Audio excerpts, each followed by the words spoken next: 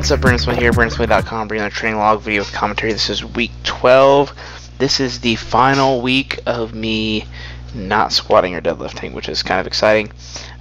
This week I was also not in the bench shirt, so the max effort exercise for the day was benching against doubled monster mini bands, brand new bands out of the package, not even used until they were put on this bar. I hit 250 for 2, which tied my best with my older bands, so I'm chalking that up mentally as a PR because I know the band tension is better than if I used my older bands. So I feel pretty confident that had I put 250 or 255 with the older bands, I'd probably gotten 3 at 250 or maybe even 2 at 255. But a pretty good grind, pretty good specific for what I'm going to need for in May. 2 back down sets at 225 for a set of 4 and a set of 3. Really happy with that. I think the band tension approximately at the top is around 90 to 100 pounds. I really don't know. All I know is the weight that I felt in my hands was pretty damn heavy for a raw press for me.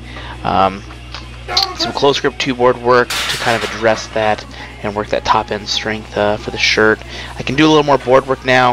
If I was competing raw, I'd do a lot more stuff either to the chest or floor press, or maybe some really light reverse bands like micros or minis.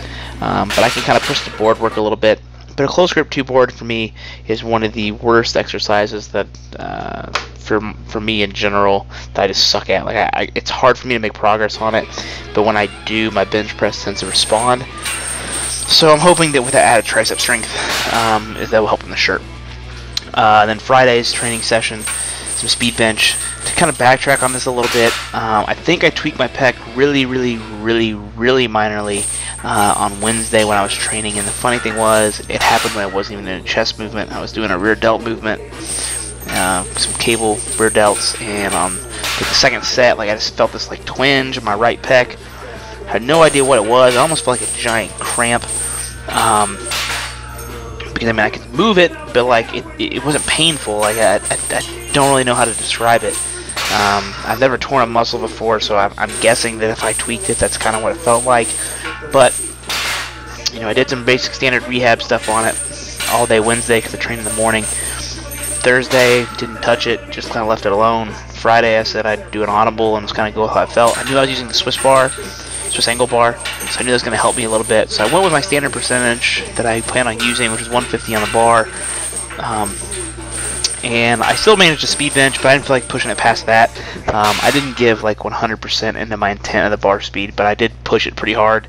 I just didn't feel any comfortable doing any workup sets at that point because my plans to get in the shirt on Sunday. So I'd much rather just do a little bit of work and kind of work around it. So therefore I did some JM presses instead of some workup sets. That worked out pretty well because I was able to hit my triceps pretty hard. Something still specific to help me in my bench shirt, but be safe on my pec. And I did some push-ups as well. I did 100 total reps.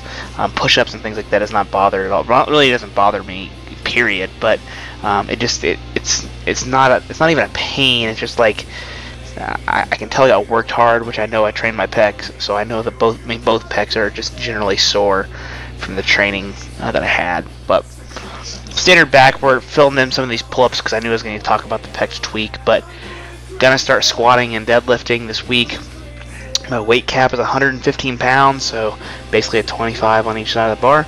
But it's a place to start. I'm looking forward to it, and I'll be able to detail that next week in next week's training log. And you can keep up with all my stuff over at Elitefts.com.